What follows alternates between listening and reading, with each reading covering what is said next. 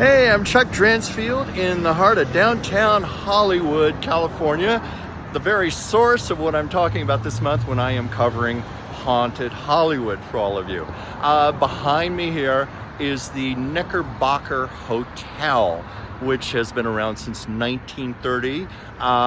It's been used as a hideaway for stars, such as when Marilyn Monroe and DiMaggio were first dating, and they just needed a hideaway. Elvis Presley allegedly stayed here. William Frawley, who played Fred Mertz on I Love Lucy, lived here for 30 years. It's been incorrectly stated that he died in the lobby of this hotel. It actually was on a sidewalk nearby when he had a fatal heart attack, unfortunately. But this is also interesting because it is considered haunted.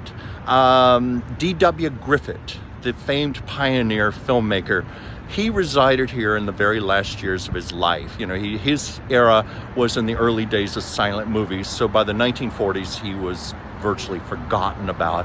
But nonetheless, the guests here loved him because they loved to hear his personal stories. He died here, and many insist that D.W. Griffith's spirit hangs around this hotel, I guess because it was a very happy place for him to be, very comfortable and familiar. On a sadder note, the costume designer, Irene, a big designer in the 1930s and 40s, designed for people like Carol Lombard.